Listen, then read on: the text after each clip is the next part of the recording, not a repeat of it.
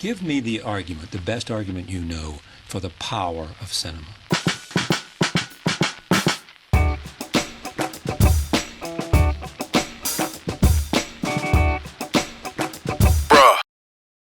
What's up, everybody? Welcome to Peliculas with the Bros. My name is Adrian. My name is Ivan. And this is a podcast and a show of sorts where me and my brother Ivan talk about movies that we love, movies that we like, movies that we watched, movies that just came out, movies that came out before. Today we're doing an oldie, but a goodie. We are doing Venom. We're talking about Venom. Venom, the 2018 film, like that safe. The movie based around the Marvel character appearing in Spider-Man. We'll get into all of that juicy details and more. But before we get into that, thank you for listening. Thank you for watching, however you're listening or watching. You like that? Peliculas with the Bros. Please subscribe to our podcast if you haven't. Or if you're on YouTube, please hit that subscribe button on YouTube's. Hit that like button if you like movies.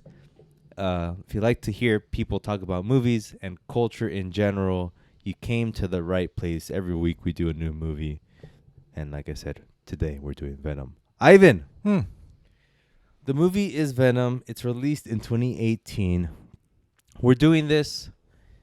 We're not doing a new movie this week because Venom Let There Be Carnage is coming out in a week and a half or so. So we're going to do that in 2 episodes from now. But for now, let's do a little recap on this film, Venom.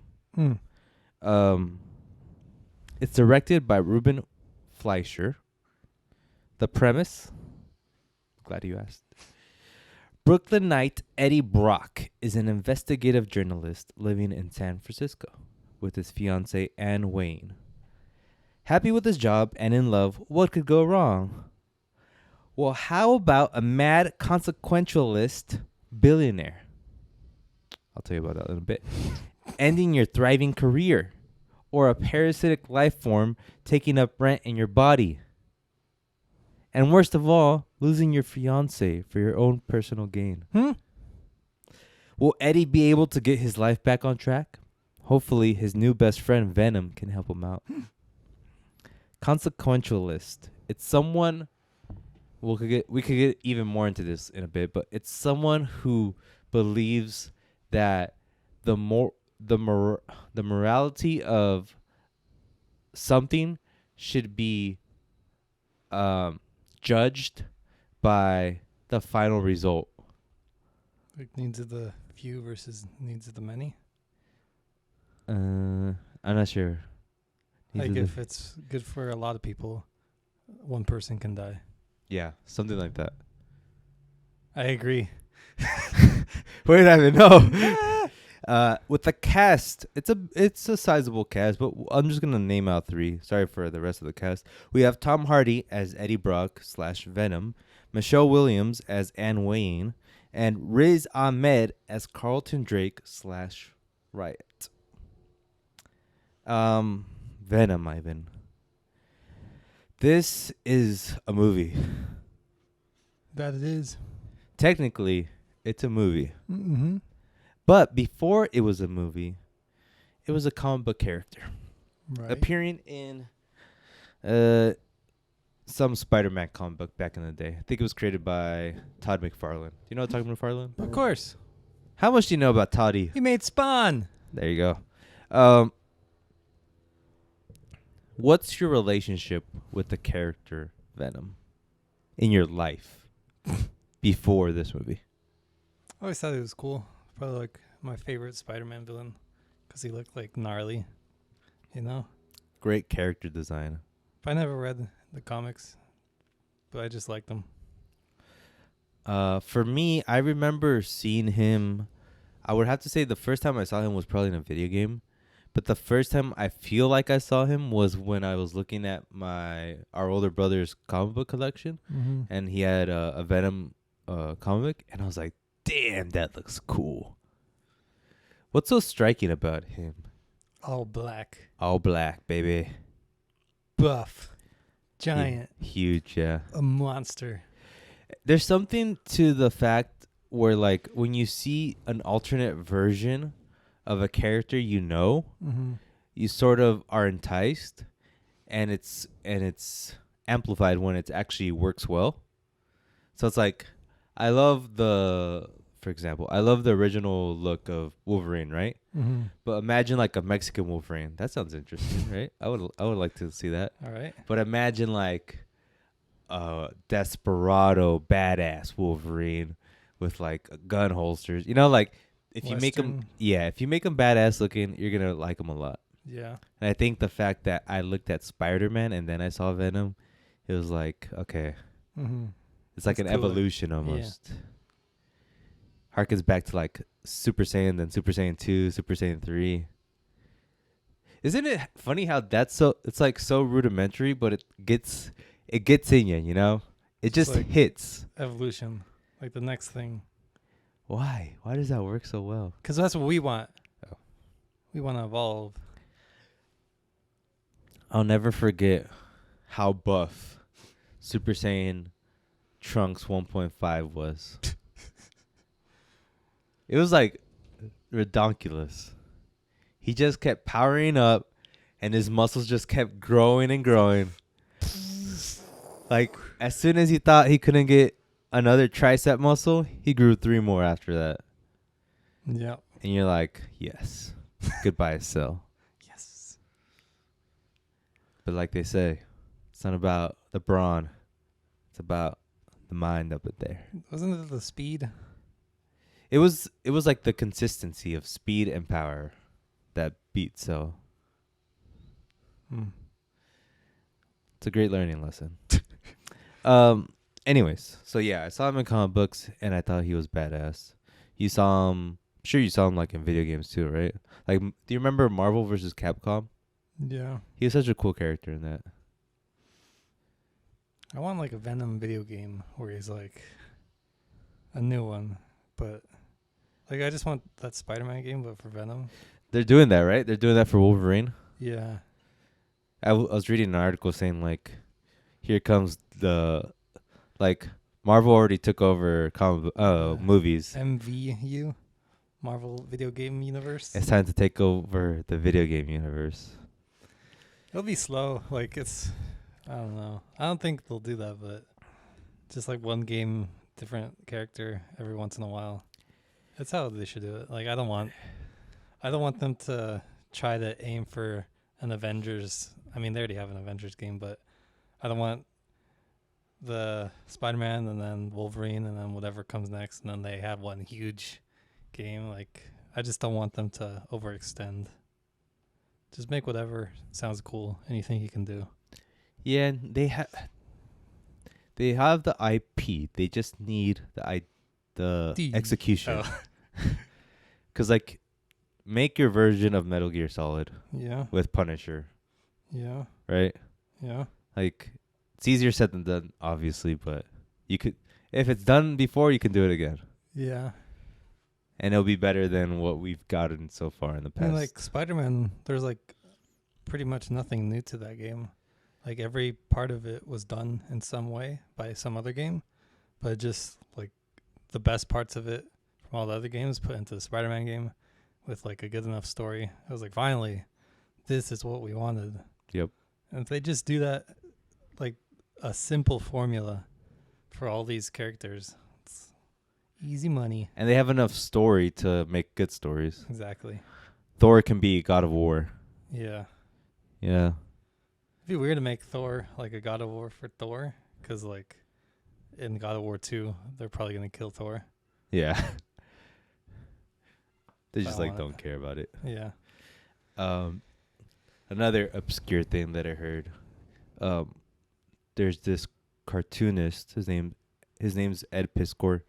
He's awesome. He makes a bunch of cool comics, but he made a comic book called X-Men Grand Design. Mm-hmm. Basically, it's just like retelling the lore of X-Men in like retelling the lore of 100 X-Men comics in like 6 comics. Okay. So it's like a sped up bullet point in his own version, right? But what he said was interesting was like he said, when I was growing up, X-Men was the shit, and Avengers was super corny. Oh. Like, and that was in the late 80s, early 90s. So to think that if that was possible then, it could be possible now. Marvel, come on, let's go. Just takes like dedicated person, a good idea, and self-awareness and all that poopy stuff. The thing, what I really want when they make X-Men is not only obviously great writing, but like something visually comparable, unique wise to what the X-Men comic book run was. Like, the reason why the X-Men comic books were the shit was because of its artwork and how crazy it was compared to everything else. And it was unique, and it was like the zeitgeist at that time. I think we're in like the perfect moment in video games where like you're really only limited by what you can think of. 'Cause like, And money. well, yeah. But even that, like some indie dude with enough time, he could make Spider-Man, but it would just take forever. Uh-huh. But like back then you would have to worry about like, oh, is there enough RAM? Is there enough all this? Like that doesn't even matter. Yeah, Like, with the PS5 you can just yeah. make water. Yeah. So really you just gotta either put in the work or have the idea. Yeah. What? Marvel. They're doing it again. Okay. Back to the movie, Venom. The development history of this movie it was sort of mind-altering, mind-numbing to read about. It's just like, oh, they've been trying to make this movie since 1997, basically. Mm-hmm.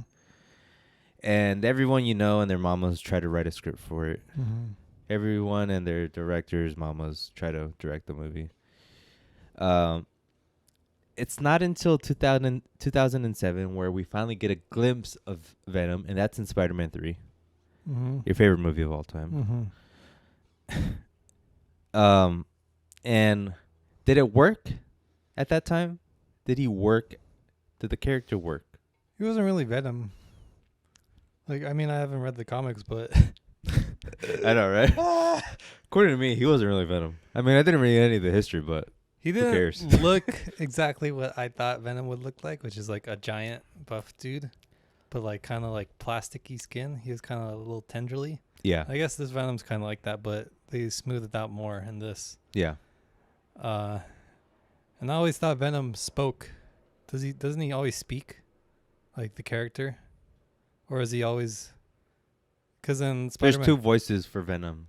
No, I'm saying in Spider-Man 3, it was either Eddie Brock or like the hissing demon voice. He's like, right. There's never like a Venom voice. Right.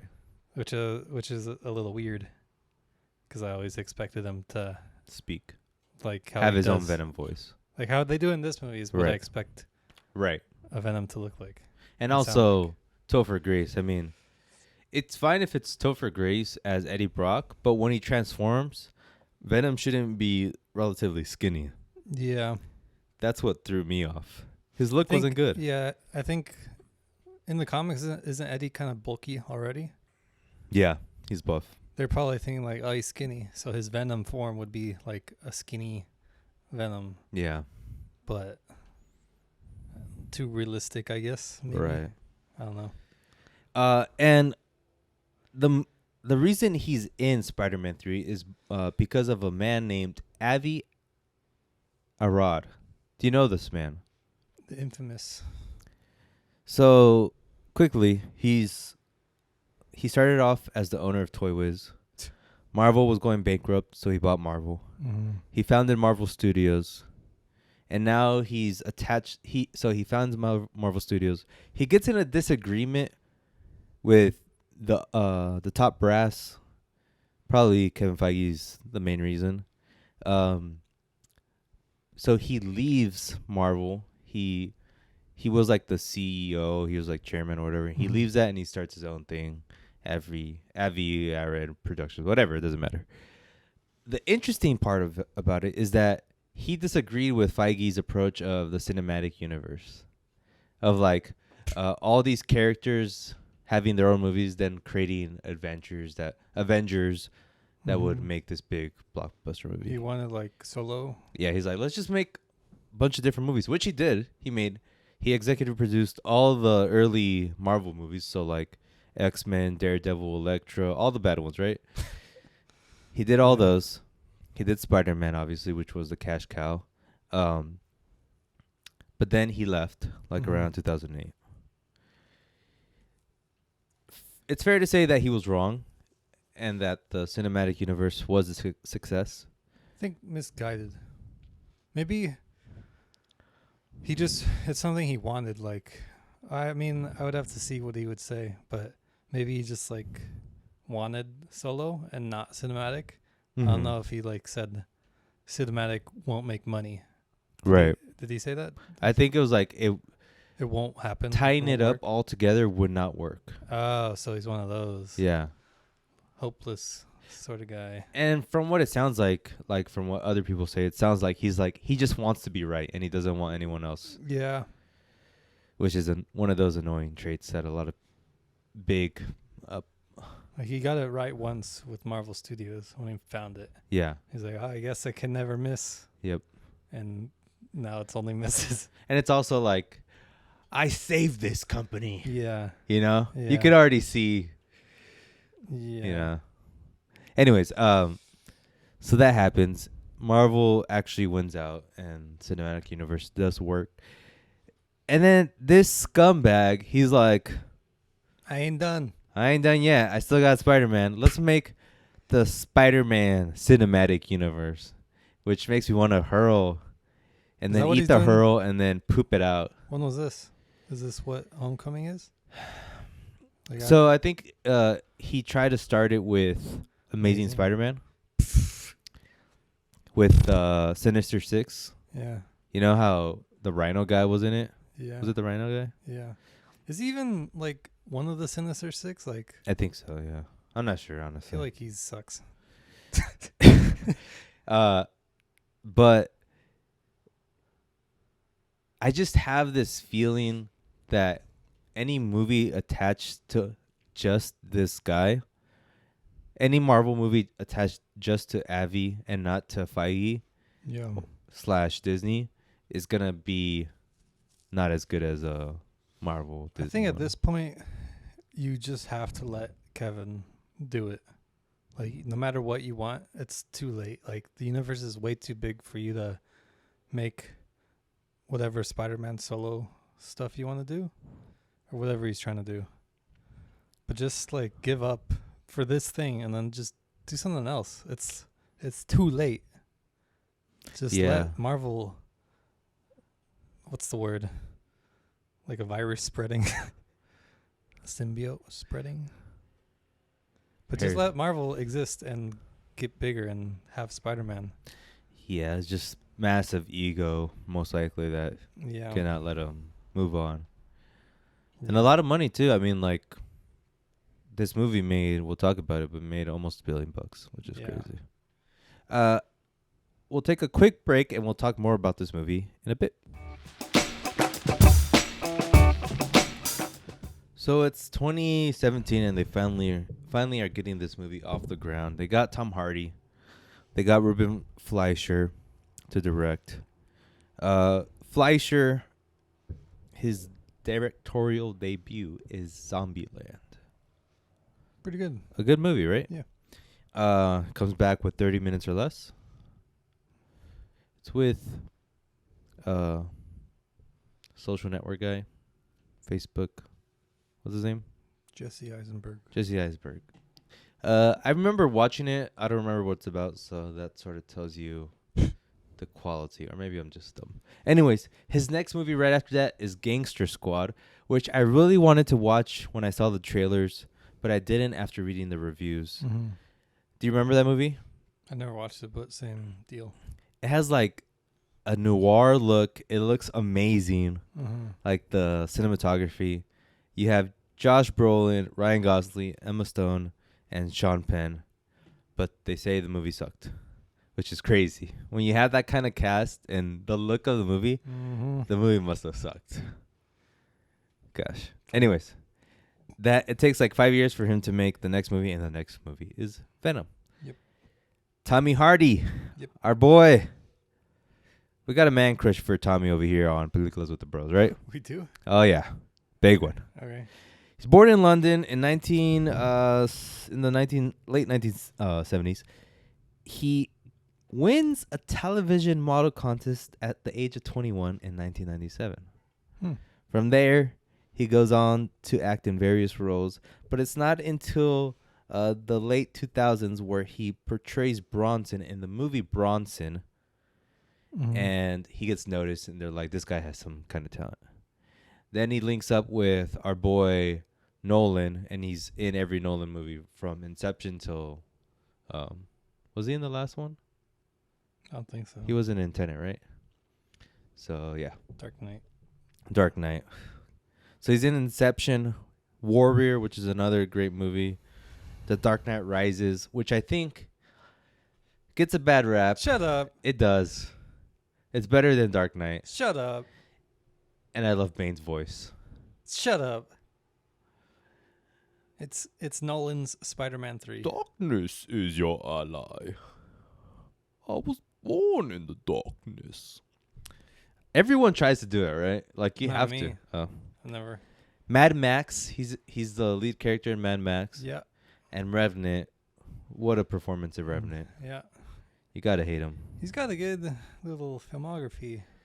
Yes. But what is it about our boy Hardy that we like that makes him compelling? Because it's hard to put my finger on it. I think he just gets the job done sort of guy. But he's like... He's like a sort of guy. Like What does that mean? Lays down the law. Like a force. Like a... Yeah. He's a presence. Yes. He is a presence. I also feel like I don't know how he really talks, which is creepy. Like, I don't know his actual voice. It's a sign of a good actor, I think. And I also don't know who he... Like, if I look at Leo, I'm like, okay, I sort of get who you are. Brad Pitt, I sort of get who you are. Who's new and up and coming? Andrew Garfield, I sort of get who you are. Tom Hardy, you're a mystery box, baby. And I want to sneak my hand right in there and pull out what's ever in there. Sorry. But yeah, he has some kind of weird charisma. Yeah. That is hard to pinpoint. And it shows in this movie because, like, he's kind of crazy in this movie. Yeah. Which is a good thing because it's what makes the movie what it is. Yep. The filmmaker, Ruben Fleischer, he cites horror directors John Carpenter and David Cronenberg as an influence for the film, as well as horror comedy films such as American Werewolf in London and Ghostbusters as an influence for the film. Kind of random. It's kind of random. Yeah. Those two films, or like those mix mash. All that mix. Yeah, and I would say it would be a good mood board to take from, but I don't feel like he takes from it successfully. I don't. When I watched this, When did you watch? Does it matter? Yeah, Yesterday. I mean, like the first time. Oh, when it came out. Theaters. Yeah. Did we watch it? I don't know. Okay. I didn't get when I watched that. I didn't get any like. I'm more talking about this time when I watched it. I didn't get any like remnants of who directed this, like a style or a specific vibe from the director. It just felt like anybody could have made this. Yep. And it wasn't like, oh, I see the influence from this or that. Like, I didn't either. like I guess like the horror aspect is like the like how Venom is like, and I guess that's grotesque. But I think that just like you didn't really need inspiration from a movie for that. You just need to read the comics and see Right. how his power works, and that's like the natural way it would have been made. It just feels like maybe he's like, oh, yeah, my influences are John Carpenter and Ghostbusters. Like he Right. needed to name something Right. to give like clout to this movie, Yeah. or maybe he was and he just kind of sucks. Who knows? I honestly don't see Carpenter at all. I see Ghostbusters in the sense that it's just like this movie is kind of comedic and it's Mhm. kind of trying to be scary, but it doesn't really ever go for full scary. Yeah. The first time I watched it, I think I liked the movie just because it was weird. It seemed weird to me that they made the movie and that I was watching it and it was actually working. You know, I had low Yeah. expectations, so when I finally watched it, I was like, okay, it wasn't that bad. This time when I watched it, I kind of felt like the movie was flat. It just felt plain. It existed. it exists, but that's all it does. Yeah.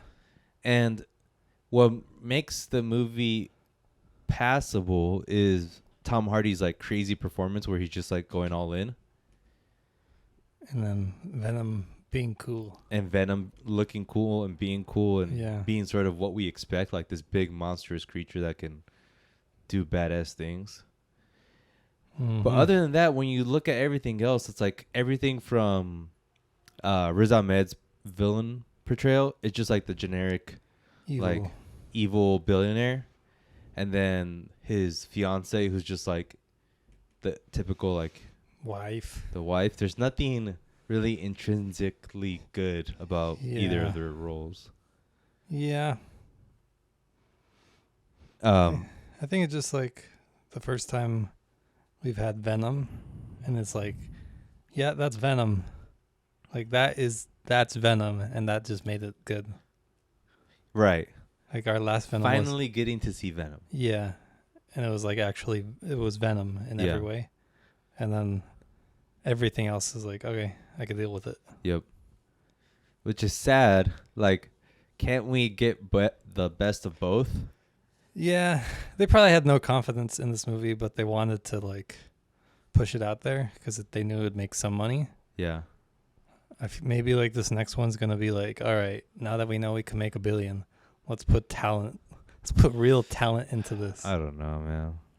Because they got the director. What's his name? He was Gollum. Oh, really? What's his name? Wasn't he Andy Serkis? Yeah. He's the Serkis? director for Let There Be Carnage.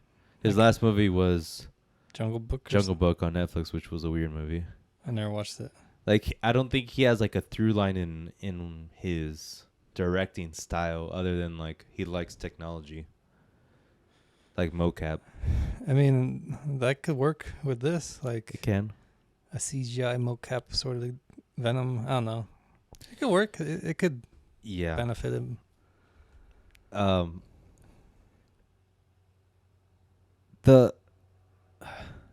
So it's like Fleischer, you don't feel any real. I guess who I really want to blame isn't Fleischer, because I feel like his take, which he wanted to do an R-rated version of this movie, would have been better, because you could use horror in a better way. You could see people's heads like getting bitten off, things that Venom does in the movie, but they never really show. Who I blame is the brass at the top, you know. Because like one of the things they said is they didn't want to make it R-rated because they were afraid how Venom can sort of mingle with Spider-Man later down the line, and Spider-Man definitely can be R-rated. So it's obviously like a money decision not to make it Yeah. R-rated. I mean, I think it works well enough in here. Like, I think you can be pretty scary and grotesque with just noises, or like in Old, wasn't that 13? Yep. And then that scene with the Yeah. girl twisting, I thought it was rated R the whole time because of that. Yep. So I think it just like, if you're creative enough, you can get through 13 and like make something creepy or horrifying in some way. Like what makes it R is literally just the blood, right? Yeah. But if you just like show someone decapitated without blood, like I don't know, is that pass? Or like eat the whole body. Yeah. Maybe just like crunch like Yeah. and have the crunches and have no blood. I don't know. But I just think it's possible to have a 13. It definitely is. Just they did it. I feel if it was possible, they did it, but it wasn't successful. As far as like a horror, it's definitely not a horror. There's nothing horror about this. But is Venom usually a horror? I wouldn't say it's a horror. He has like a horror tinge to him. I mean, like I would say he has a horror tinge, but it's never like a horror comic. Well, that's But kind of what this it's a movie frightening is. character, you know? Yeah. It's like any bad guy you would think has like a horror vibe or at least like a suspense vibe. I think his thing is just more like grotesque. Yes. Not exactly like, I guess it would be kind of horrifying to see him like tower over you, like licking his chops for you. But like they can transfer that to a movie screen in some way. Like I'm just thinking like if he was in front of me standing, I would be scared out of my mind. But you never feel that in the movie. But I'm saying you could do that in 13. You don't need rated R. So of course. That's what I'm saying. Gotcha. Yeah. So it's even worse that they failed like that. I think that's just because Rube is a Rube. Yeah. Rube is a Ruber. A little Ruber. Yeah. Yeah, so that's that.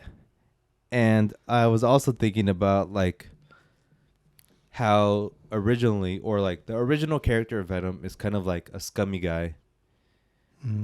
And like would that take work better where he's a scummy guy, he gets powers, and then his scum level increases, you know? So he's scummified. Maybe that would be a better movie, and then at the end he turns like into an anti-hero. But in this one, it's basically Hardy trying to wrangle Venom. Yeah. You know? I guess that's more preference though. yeah, and I think either one could work. It just doesn't. Either of them wouldn't work with this team. Maybe, it's because I'm thinking how they would eventually go with Spider-Man, which is probably what they want. They should have made him more scummy in this one, and then in 2, he's like, "I'm changing." Right. And then in the team up, it's like, I see Spider-Man. I want to be like Spider-Man, and that's when it's like finally anti-hero. But that could be a hilarious thing. Like right now, you almost made me laugh because you're like, I want to be like Spider-Man. That'd be so funny. Yeah. And you see him like, whoosh, and it's like the Spider-Man thing. Yeah. And then like there could be a funny bit where he's like swinging around, and Tom's like, "You're really doing that? Exactly. You can run faster than this." Why can't we just write the movie for them, Ivan? Let's send in our script. Yeah. I hope it gets made. Like, my dream is that like the Sinister Six movie is like we get Spider-Man 3, and then we get Spider-Man with Venom, and then halfway it's like the Sinister Six are after you, Spider-Man, and then Venom and Spider-Man team up, and they're like, "Let's beat the Sinister Six." Ah, you know, that could happen. Like half of the movie is like Spider-Man and Venom fighting each other. Yeah. Or like Spider-Man trying to like kill Spider-Man so he can be Spider-Man. Yeah. And then like Sinister Six comes out, and they're like, "We can just Tag be team. friends." And it could be funny because Spider-Man could be like, "Look, Venom, you could be a good guy." And then Venom's like talking to him like, "What? Me? A good guy?" Yeah. But it's gonna be like Batman versus Superman then. Not But, that like, bad. Where Batman's like, Superman's evil. I could see it in his eyes. I think they could learn from how horribly they managed that and be like, "Look, this is how not to do it. Let's just make sure we don't do that." Yep. I think it's possible. It's possible. And Marvel definitely is just throwing. Like I saw one interview with Robert Downey Jr. I think it was with Joe Rogan. I don't know if you saw it. No. But he said like, I think Joe asked him like, "Are you worried they're ever gonna or mishandle it, the Tony Stark character?" And then Tony's like, "No, because they literally have like 20 people writing for one character, Oh yeah, I saw that part. and like for every character." She's Yeah. like, "I don't care what they do. I know they got their stuff together." Yeah, I think he was talking about like, do you ever think they'll make you look stupid, right? Yeah. And he's like, I used to feel that way, but after listening to like 20 different people that are trying to make this character everything it could be, Yeah. then I was like, okay, I can wrangle it back and do whatever they tell me. Yeah. And like, they're gonna do that with Spider-Man. But they won't do that. They won't do that to Venom until Venom teams up with Spider-Man. That's fine. But then we get trashy Venom movies. That's fine. Yeah, it would be fine if it was like trashy on purpose. But this is trashy on accident. It's still the first movie though, and it was probably under budgeted. Like after 2, that's when we're like, okay, we're gonna fix this. But you know what I mean. After 1 is when they should say that. Well, 1's like the tester. Like, Trust me, this movie isn't going to be good. what the? It's not going to be good. But I like this movie. I like Venom 1. Like, I don't love it. okay, we'll talk about that. Has good bones. Structure. Yeah. Let's take a quick breaky. I do think one of the big things that works in this movie, which I wish they did a little bit more and like even played it up, add a little flair to it, which is the relationship between Venom and Eddie. Mm-hmm. I was reading something that said like it was kind of like a romantic relationship, like they're where Venom's like, you're mine. There's a part where Venom takes the body of Eddie's fiance. Oh yeah. And they kiss. Well, Venom and the fiance kiss Eddie, Uh-huh. and that's supposed to be like, oh, is Venom Their sort first kiss. you know? So, and then the whole interplay between like Eddie and Venom talking to each other, Mm-hmm. which is always in the comics, and they actually do that in this movie, and it Mhm. works pretty well. I can see that. I would like a little bit more of that in the next film. Yeah. And then, I guess I do like what the movie tries to do, but like I said earlier, it does feel a little flat. I was Mhm. watching, I was trying to think, what's another version of this movie that could work? And it's sort of like what they were trying to do with the horror aspect, and it's the movie The Fly. The Fly. The Fly. Have you ever heard of it? It stars Jeff Goldblum, and he plays a crazy scientist who's like, I forgot exactly what it was, but he like discovers how to try to get attributes from a fly, Mm-hmm. and he does that, and it works well at first, but then he's deteriorating, and it becomes sort of like this body horror movie where he's like turning into like a grotesque fly. Mm-hmm. And he becomes the bad guy at the end, and he's like killing people and all that kind of stuff. And there's this relationship between him and this other girl, the girl from Stuart Little's mom. I hate that I know these like characters as like a certain way, but like yeah. they would wish I would use their real name instead of Stuart Little's mom. Yeah. But that movie is good because it's very grotesque. Like Yeah. if you saw a trailer, you'd be like, oh God. And that version of this movie could work well. And it reminds me of like the same kind of body horror Mm-hmm. that you see in Sam Raimi's Evil Dead. Yeah. You know, when he's like throwing up. Yeah. It's that kind of stuff. I see that working for this, and I'm sad that they don't go. I think they will. I think they get. I mean, you're just gonna disagree with me. Go Why do I ahead. even bother? I might not. I just think this, like, I'm giving them benefit of the doubt, and this was like, now that they're confident it will make money, they won't care really what's in it as long as it's PG-13. And Okay. that means like they can really go in like the body horror. Uh-huh. And like we only saw a little trailer, like they're not gonna put the best body horror stuff in the trailer. True. So like we'll just see. Hopefully, yeah. It could be. I just don't think it will be. Carnage Like- is a more brutal character. Yeah. He's actually like a rapist in the comic books. Yeah. So, and he's a serial killer. So we should see some crazy stuff. We could. I don't see like. I don't think PG-13 is that huge of a limiter if you're creative. Yeah. If you're creative, you can do it. There is the stinger in this film, Mhm. which is the Carnage character appearing. Yep. What's his name? Eddie or Cassidy something. Cassius Clay. I was about to say Cassius Clay. Something Cassidy. Something Cassidy, right? Yeah. Played by Woody Harrelson, so he'll be Carnage in the next film. Yeah.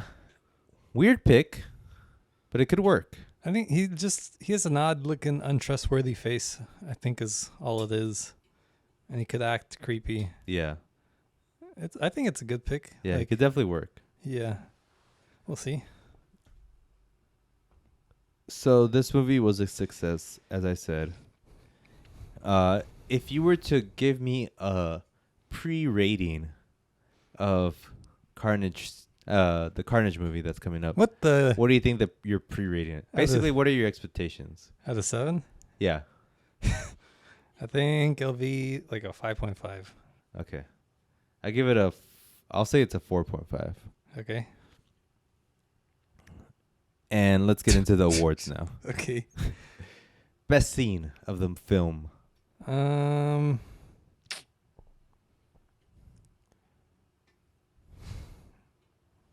I do like the scene where Eddie gets back to his house after just contracting Venom. Mm-hmm. And he's starving, hungry, and he's eating whatever he can see. And you truly feel like he's going crazy. Yeah. That part feels sort of scary in a way. It reminds me of like, what's that movie? Oh, remember Men in Black?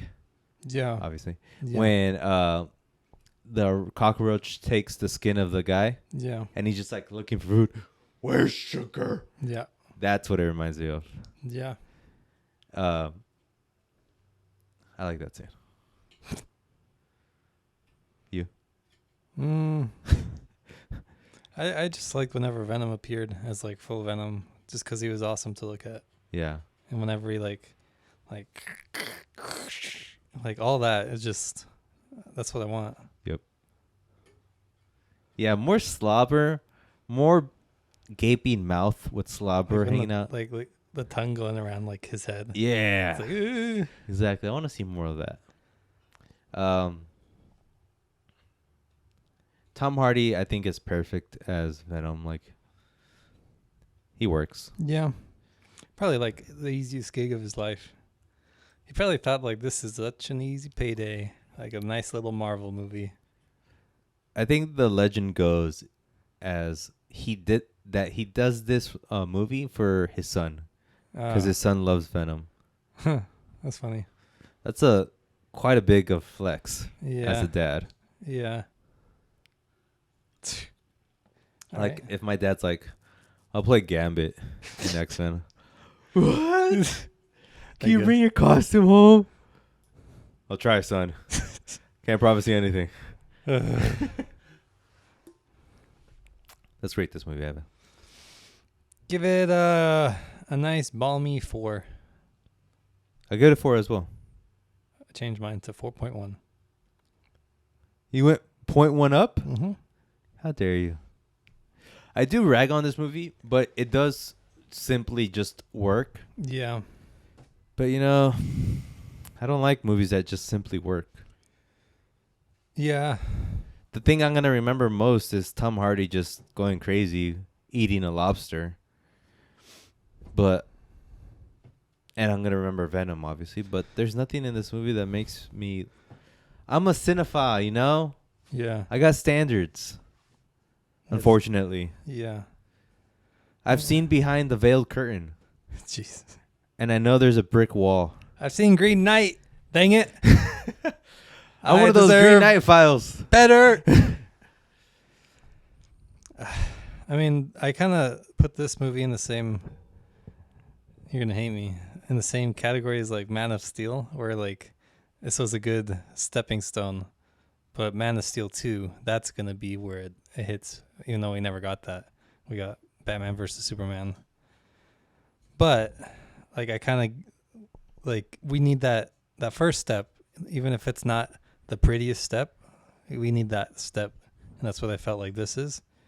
Plus, it had like a ton of things working against it, like budget, the higher ups stop trying to do whatever.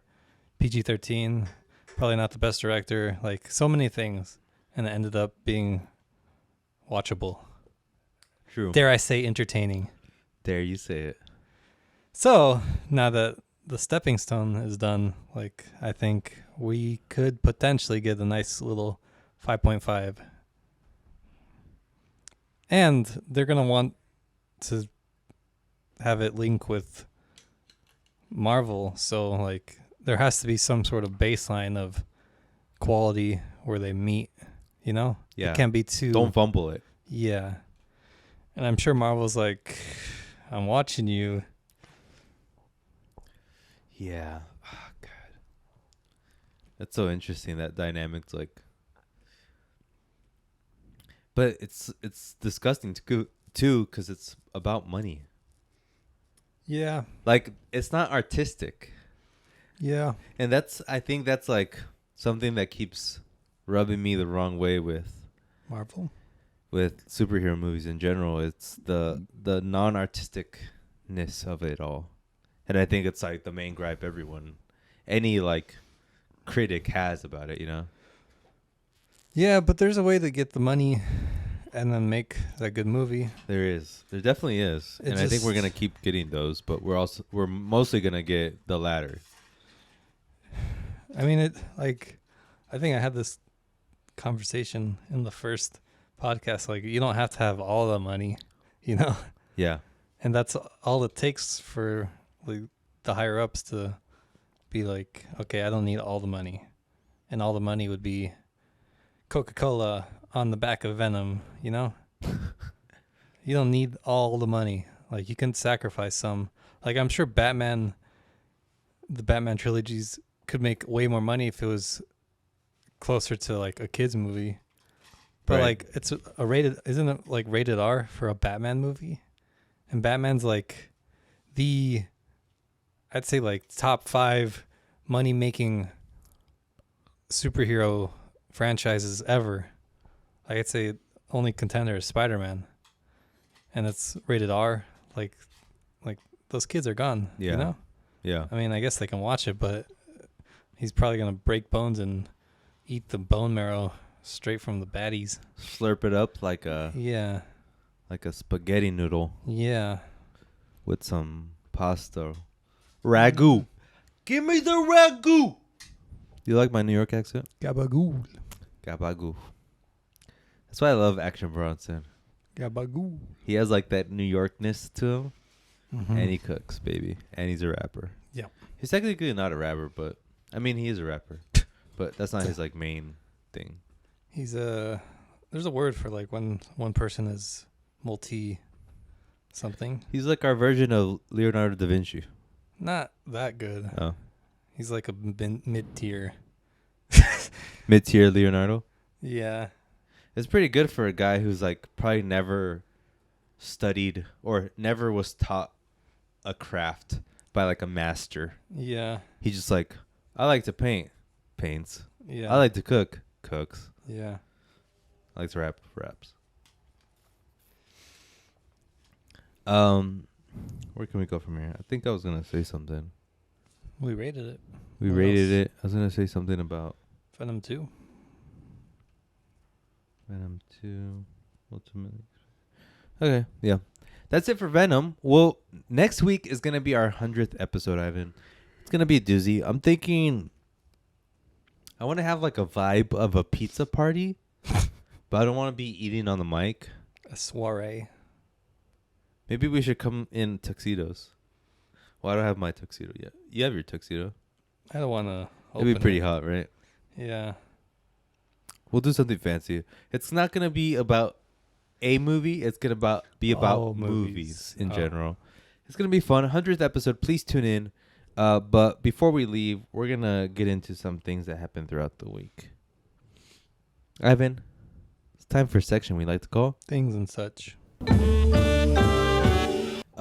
I watched a movie this weekend, Ivan.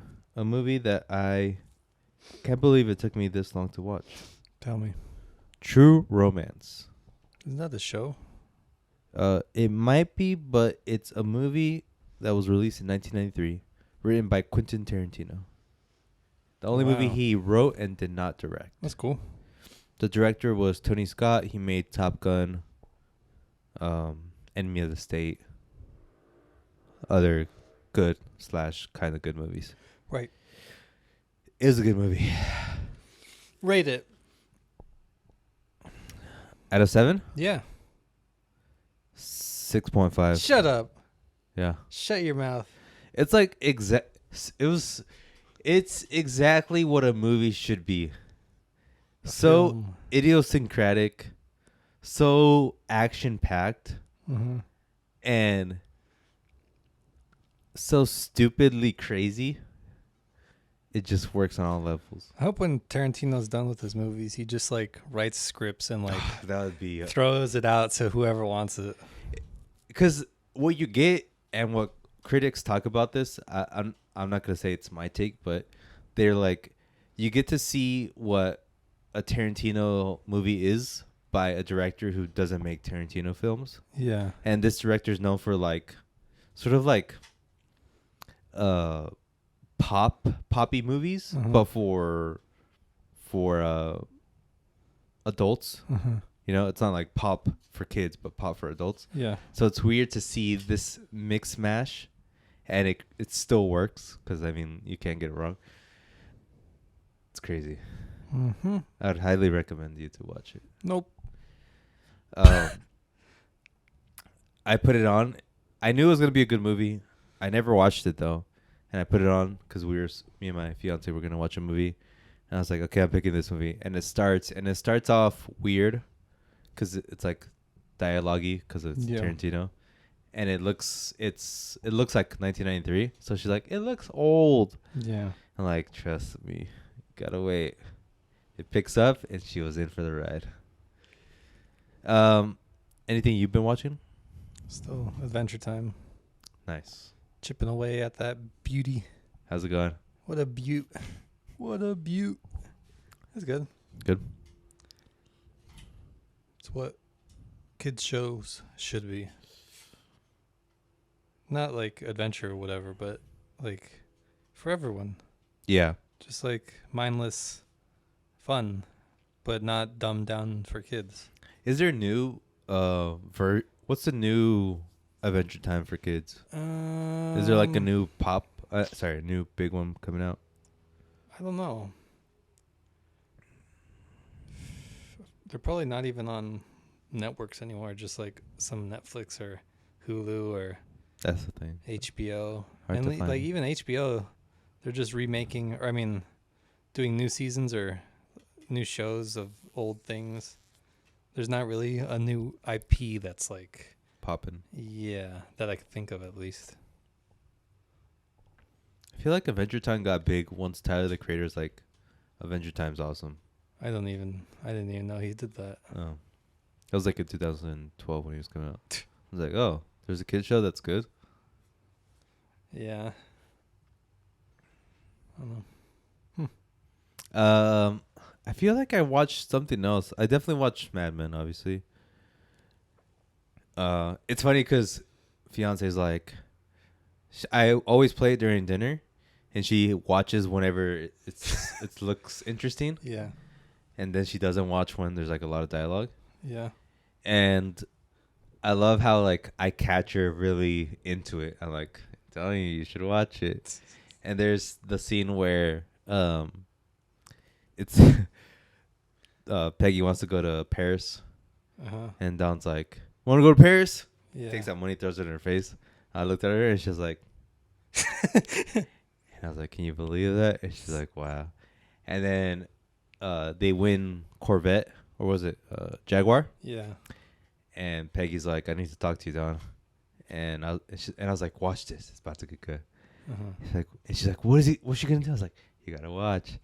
And she's like, thank you for everything. And he's crying, you know. First he gets mad, and then he's like, what can I do? Yeah. And he's like, I have to leave. And he's crying, and she's crying. And then she's like, oh. I was like, and that's what you call television, baby. She's like, I don't even know what you're talking about. I just love when I'm right in that scenario. Anytime you can put someone on Mad Men is a win for humanity. Yeah. Hopefully we can convert some people that watch this. Honestly, I try to, I've watched the big shows, right? Like, it's just like one of those shows where like literally everyone should watch it. Like, it's just such a life learning, like, perfection of like, this is what TV could be, should be, be, you know? And it's just good. Like, it's like, I don't know. Like, what's a comparable movie where you're like, you should just watch this? Like Forrest Gump? Yeah. But not, I don't want to say like, ooh, Pulp Fiction, because like you can. Yeah, I know what you mean. Like Good Will Hunting, maybe. Yeah. It's just like, it's just good. Because that's TV shows. Since they're TV, they have the ability to walk you through things. Mm-hmm. And that's what it should do. Movies should tell you something, like, to really enhance your life. It's like, it has to be a feel good. And I don't know. Because, like, I'm trying to think of a movie that's like universal. Like Good Will Hunting is like, if you don't like that, you're like some racist cop or something. Like Mad Men, I feel is pretty universal, where like there's still issues that we haven't even fixed today. But every time, like, you don't know how many times I've heard I just can't watch Mad Men, and it's because like some people say the way they treat the women. That's the point. I know, but they act like it's funny. Like, it's sexist. What? Like, the point is, like, it's a history lesson. Yeah. It's part history lesson, first of all. Like, yeah. You're going to learn so much about history watching that show. Yeah. Like, 1960s America is basically right there. Yeah. And then you get to learn how bad it was. Mm-hmm. Like, there's a part where it's like, what's his name? I don't know. He's just like, are you on your days or something? Yeah. In the office. Yeah. I'm like, dang. That's crazy that you could just say that back then. Mm-hmm. Oh, man. It reminded me of like what I was watching. I watched an 8-hour documentary, but I was watching it halfway because I was working and listening to it more so. And it's from Spike Lee. Mm. I think it's called like 9/11 to 9/11 or something. I forget what it's. Yeah. But it's basically about 9/11 and the coronavirus, two different events. But like he tries to relate them, and he interviews like hundreds of people. Jeez. It's really good. It's good to like just listen to, like as a podcast almost. Mm-hmm. But it almost made me cry just rewatching the 9/11 part. Jeez. So horrific. Yeah. Like what happened. And I remember a lot of it, but it's like you forget too. And oh man, I can't imagine how it was to be in New York at that time. Like just pure. It was basically Armageddon, and that's what a lot of people were saying. It's like it's Armageddon. I would imagine, like, obviously it's not comparable, but like an atomic bomb is like comparable, where it's like, is this it? Yeah. Sort of thing. Yeah. Like you see atomic bomb, like that's it. Yeah. You see two planes crash into building, you're like, this is it. Yeah. Like we're getting invaded. Yeah, like this is the end of something. So scary, man. And then just seeing the people jump out of the buildings, it's like, oh. what kind of craziness were you going through that you had to do that? Scary. Scary, man. But I love Spike Lee because he had so much flavor. Like, he has so much New York flavor that it makes it flavorful, even though it shouldn't be. But like, he just adds like a spice to it, Yeah. and his sound, he intercuts like different movies for like different reasons. Like, it could be just to set a mood. Like, he grabs like a musical that's based in New York, and he puts it right into the documentary, and it works. And it's just like, it's sampling, like in the purest form, like What was like the a DJ. coronavirus bit about? Like, How it devastated New York, basically, and like how similar it was to 9/11 because it affected New York very badly, but how different it was because it's not very 9/11 visual. What? It's not visual. that and 9/11 brought everyone together, Uh-huh. where Corona pushed everyone apart on purpose, you know? Yeah. And that was way different. It's going to be interesting to see, like, interesting in, like, horrific sort of way, what Corona does to people in, like, 10, 20. Because obviously this is, like, it's a type of 9/11 event where, like, everything will change. Like an atomic bomb event where everything will change. Yep. And we have, like, no idea. I mean, I guess some people might know, but the majority of people have no idea how different everything will be because of that. Yep. It's like, it's crazy. Yeah. Like, kids that are born now or even like 2 years ago, you know, they won't really know unless they look at footage. And the Or people who, hear like, news. live through the quarantine, like, I'm sure in 10 years, there's going to be, like, a boom of therapy people seeing, like, yo, I actually got messed up in that year and a half or however long it will be or whatever it's going to.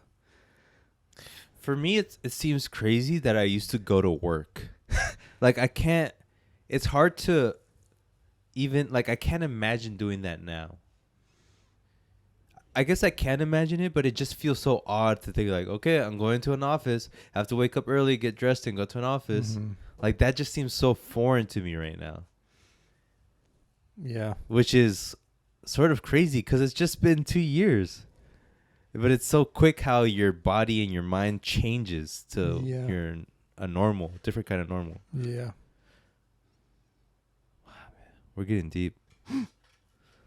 Let's do a therapy session on the next episode. 100th episode. Therapy. How Mad Men affected our mental state. Yeah, for the next episode, I'm thinking like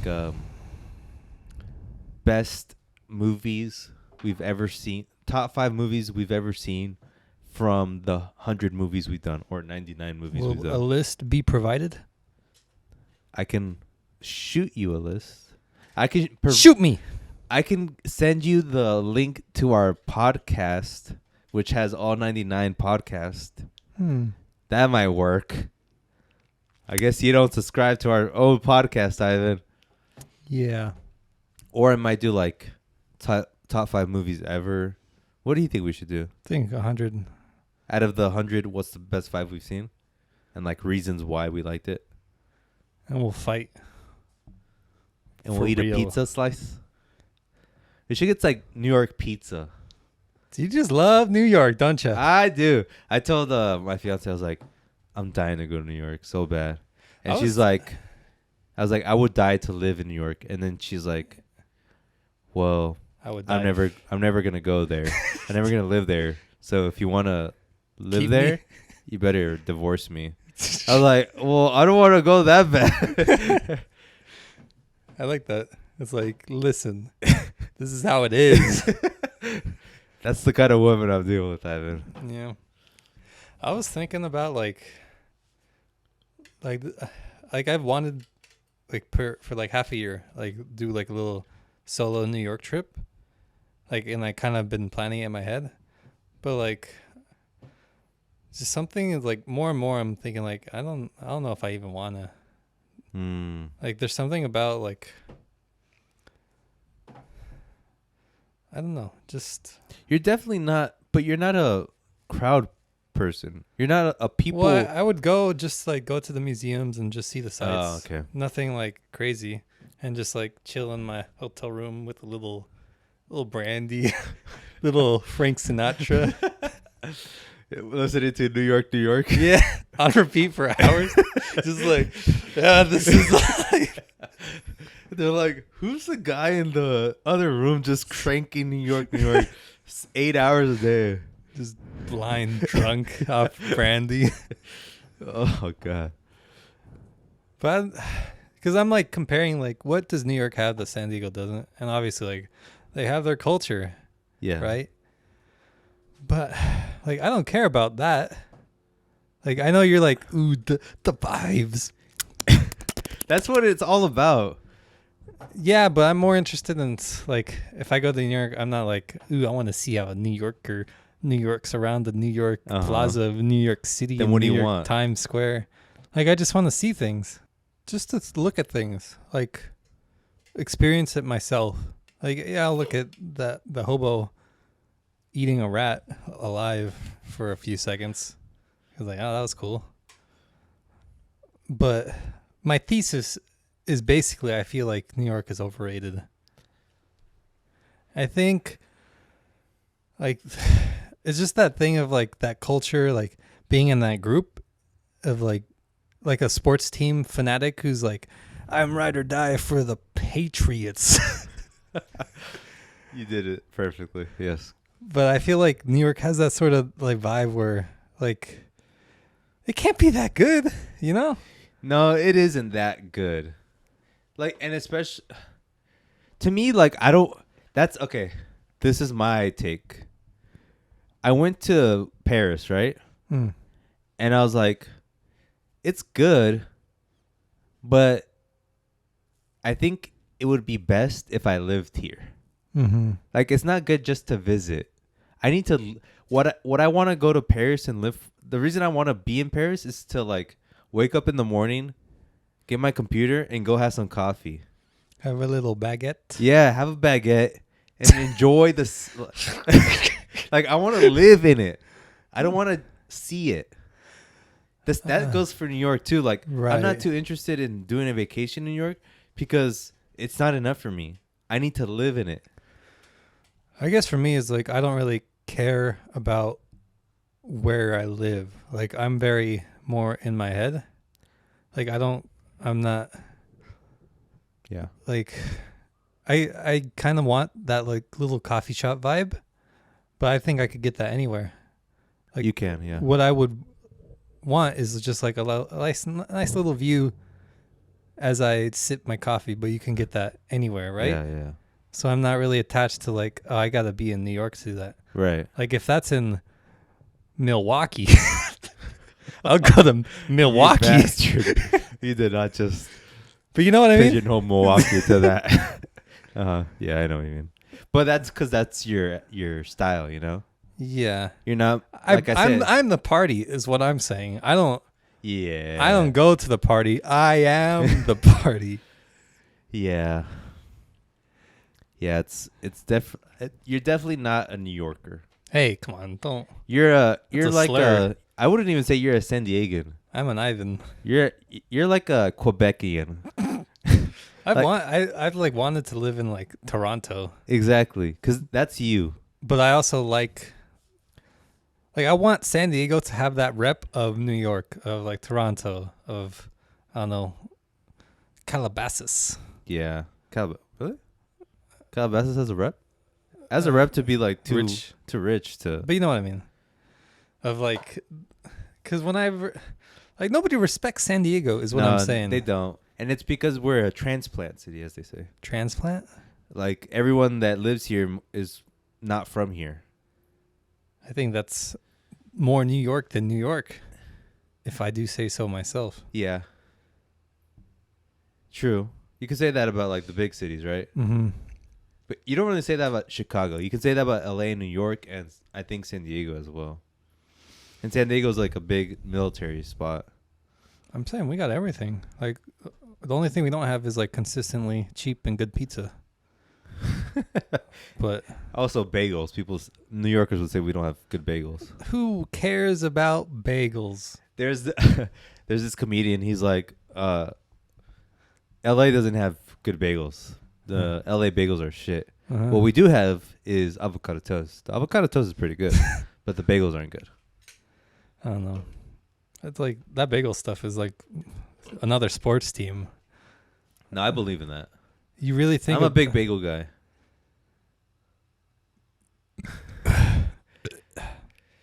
I guess I'm like a California burrito kind of guy. Like, nobody has San Diego Mexican food, you know? Yeah. Even LA, they have their own brand of Mexican food. San Diegans are definitely missing something to say. This is what San Diego's about. Yeah. Because New York, you can say, we're about the bagels, some pizza, some mozzarella, and our New York Knickerbockers. LA, it's like, we're at prime time, baby. Yeah. We're the shining lights. Chicago's like, Chi-Town, South Side, you know, all those kind of things. Even Seattle's like, at least we're a little depressing. But also, like, on the flip, like, we're underrated in a way. We like, are. Like, we're just chill. Like, we're just San Diego. That's like the thing too with like, why should I go to a different city and make that my city? I should make San Diego. Like, Yeah, I've had that thought. Like, San Diego should be on everyone's mouths, Yeah. not L.A. and New York again. yeah, and it's you know, like when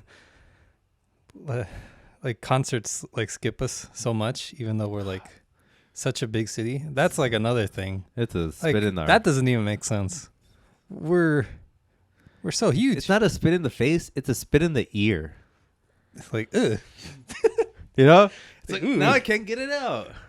Yeah. I don't know. We deserve more respect, but also if we're like too big, like it'd be filled with poopy people.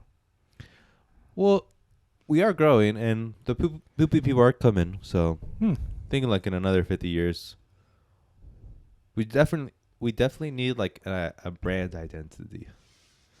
You know how like we do DC brand identity concepts? We need to do that for the city of San Diego. We got to focus on Mexican food, like our Mexican food, Yeah, because nobody does a California burrito like San Diego. true. Why is it even called the California burrito? They should call it the San Diego burrito. That would have put us on the map. Yeah, God damn it. Whoever made that. Okay, keep going. I don't know. We definitely need to emphasize like Mexican heritage, Mm-hmm. military heritage, Okay, like intertwine those in like the military burrito. no, not about burrito, not just Mexican I food know. and military food. There needs to be like some kind of brand identity, and I think the fact that like we never had a good sports team doesn't help. Yeah, I think Shout we're out to the Padres, who they're probably gonna miss the playoffs this year. maybe it's because we're too chill. Like, we can't care enough about, like, we can't have that sports like San Diego because we're too chill. You know. Yeah, Maybe we just need, I don't know, something like a landmark. Something like that.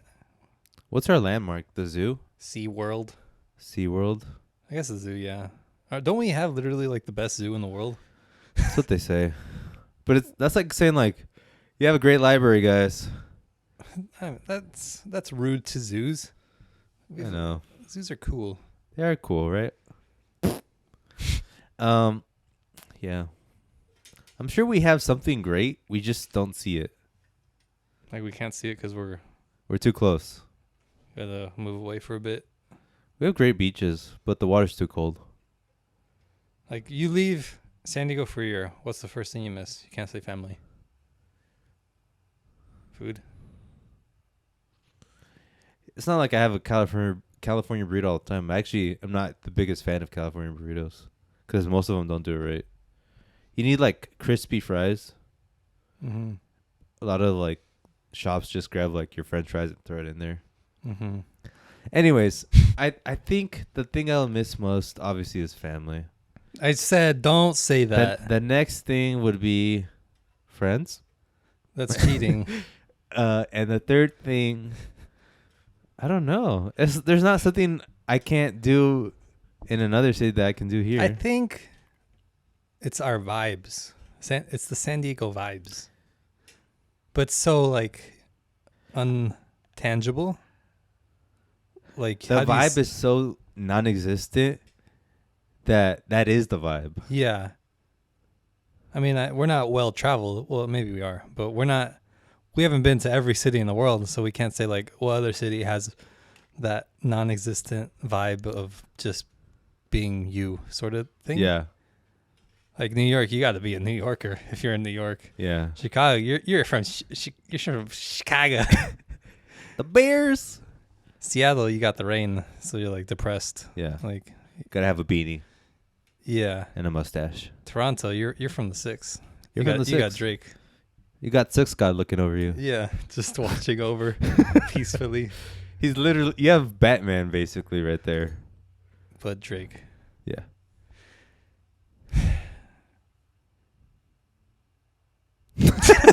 I'm like waiting for your epiphany to hit.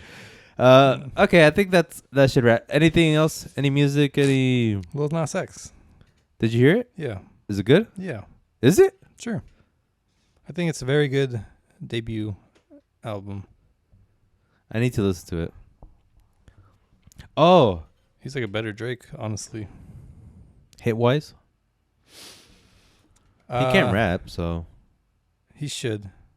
I guess he can't. But I don't know. He's kind of taken the Drake formula, but like distilling it into pure, disgusting pop hits. Yeah. So that reminds me of another documentary I was watching called The 1960s. Mm-hmm. It's made by CNN, but it's on HBO Max. And a lot of John F. Kennedy stuff. But the most intriguing thing to me was about the Beatles, about the British invasion. Yeah. And they're just describing like what it was like. And I think it was, and I related it to the quote, and it's Tom Hanks saying like, he heard it and he just immediately knew that this is the future. Like, wow. This describes us right now, and it's the future. Right. And all it was 1950s American blues coming from these white British boys, right, with like a little bit of pop to it. Yeah. So they just took what was coming from America 20 years earlier, from black people, no less. They took it to Britain. Yeah. They distilled it, popified it, and brought it back. And it blew up. And I was like, dang. I kind of already knew that, but just to like hear it again in that form, like it was made 20 years earlier. It went to a different country, and they served it a little differently, and it just became the biggest thing ever. It's weird how like all our culture like really comes from like black people. Yep. And even like Beatles, like, oh, their culture came over here. Like, no, first it was here. Yeah. And like still. Yep. Even, I don't know, like whenever rap dies, I wonder what are we gonna take from black people next? Yeah. What's the next genre that we're pillaging then? It's weird. But we're all Americans. Here we go. All one race, sort of. You racist. I do think suffering definitely. Suffering adds to your creativity. Yeah. And I think that's a big reason why African Americans are able. I'm suffering. I know. Where's my creativity? You need to suffer more. Oh, on it. Yeah. It is crazy though. From jazz to blues to R&B, hip hop, disco. Even like, I don't know, whatever pop hit girl They probably took it from. Miley Cyrus. They probably took it from. Well, she was probably inspired by Dolly Parton, right? I don't know, but Probably. I see But that. who inspired her? Probably some Aretha. How do you say? Aretha. Aretha? Aretha. Aretha. Aretha? Is that what you're thinking? Or Eureka. Aretha Franklin. Yeah, like she probably inspired the entire wave. I mean, I don't know history of music that well, but a person like her probably inspired whatever pop woman artists we have today. Yeah. But nobody knows. Yep. It's crazy, right? We're all So just thieves. given that, knowing that something can be made here, Mhm. taken somewhere else, and brought back and be the new thing, what's going to be our new thing of the 2020s? Like after rap. Yeah, like hip hop gets taken to India, and in 10 years from now, they're going to bring it back, and it's like something like, oh, what is this? I don't know. No, I don't think it wouldn't be from India. Because, like, I see China as, like, it's not going to be from China, but China. Hip-hop? Yeah, but I don't feel like they have the heart that America has. Like, they can make that manufactured hit, but they'll never be, like. It's not real. Yeah, and that's what we have. We have authenticity at times, not always. Yeah. But I don't think any other country would be able to produce Art. period. But that huge, like, genre changing, everyone's doing that authenticity Right. music, like America. It's, you got to admit that reggaeton has done quite a number in hip hop, but in America over the past 3 years. I think that's like the only contender. But even then, like, I don't think like Mexico, like this is kind of like delving into politics. Yeah. But they don't have like our infrastructure of supporting people. Right. Like, so there's so much people living in like poverty over there. They're never going to be able to have that time to make art. I don't think that's true. You don't think that? No. Because, like, some of the greatest art comes from people who are in poverty. Kanye, he was middle class. Drake, He was straight to he the was top. middle class. He was straight to the top two. Jesus Christ. Well, the Beatles were working class, is what I'm saying. They're from Liverpool. They were poor. But is that poverty? It was poverty to them, I think, and I'm pretty sure it was poverty. Like, they didn't have I'm saying much. generally, like, if you don't have that Boozy support, Badass. You don't think he was Who? living Boozy Badass? Boozy? but even that, like, I think Jay-Z. he was better off than like most Mexicans, That's true. and still, like, you had that. He's probably killed or seen people get killed. Boozy, Yeah. isn't he like? Is he the one who's homophobic? Yeah. That's so funny to me. Like, not homophobia, You're homophobic? but how violently he's against it for no reason, and he's just like Yeah. mad at Lil Nas X. But he's like, it's just so funny to see him get mad at something so pointless. Yeah. And now he's like the most irrelevant. He's just getting more and more irrelevant. Yeah. Another thing that was interesting, and I think we'll cut it short after this. When the Beatles first came over, a lot of the journalists were like, "Who are these hobos?" But when they did a press conference and they were asking like sort of condescending questions, they were quippy, and they were able to come back quick, and like they're all like they were all, everyone was laughing, and they Yeah. were laughing, making themselves laugh. And one of the questions was like, "Can you play something for us?" And John Lennon was like, "We haven't even got paid yet," and they all started laughing. Like, they were quick. That's what it is. And I think they were saying that added a lot to their mystique and to their appeal. I mean, small side note, but like that's how I see this new generation. Like Lil Nas X is kind of like that. Jack Harlow's like that. I'm pretty sure Baby Keem's kind of like that. Like Drake was like, you shut your mouth. Drake, I mean, to be able to be funny is like the epitome of like relate. Like you can relate with someone like that. But that's what this last generation of rap was missing. Like the Boozies, the dare I say Cardis. I think Cardi's like, he's in between that. Playboy Cardi? Yeah. In between that last generation and this new generation. Like I want to see if he makes that jump of being like self-aware, which is what I see like all these newer artists have. Even the Baby, in a way, like I know he kind of got heat, but he kind of acknowledged like, look, I was kind of raised in a bad way.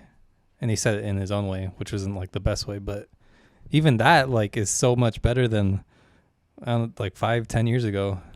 Well, the honest truth. Oh no. And the thing that I don't get why people don't see, or I don't know how to say it, but if you're honest, you're going to win. Yeah. And my main case in point is Cardi B. Yeah. She became immensely popular. Yes, she had a great song, but it's because she was acting crazy on like Snapchat and all these social platforms, just being herself and acting normal. Being herself, you know? And then she got super famous and super wealthy, and now no one can relate to her. But before, people could relate to her because she had messed up teeth, and she's like, look, guys, I fixed my teeth. Don't I look good? That's what made her appeal so big. Yeah. She was the average woman becoming a megastar. Yeah. And now that she's a megastar, no one can relate, and that's why she has diminishing returns. But the point is that the faster you can relate to people, Drake, Kendrick, Cardi B, the better you're going to be at. More successful. No one likes you for your diamond chains. They like when you're emo and Lucifer. They like you when you're emo and talking about the girl leaving you. Yeah. Yeah. What was it? What's the classic poetic line? I don't really care if you cry. Wait, no. All my friends are dead. Let's go. Come on. Let's go. I mean, like, it's real. It's real in the field. Yeah. All right, everyone. That was Peliculas with the Bros. We'll be back next week with our 100th episode. It's going to be fun. That's all I have to say. Okay. Thank you, everyone, for listening and watching. Please hit the subscribe button. Please follow us on any podcast platform. We're on Google Podcasts, Apple Podcasts, Spotify, iHeartRadio, Stitcher. I was going to say Tweaker. What is it? Deezer. I think we're on Deezer. We're on all podcasts. Look us up. We're there. Peliculas with the Bros. My name's Adrian. My name's Ivan. Peace out. Bye.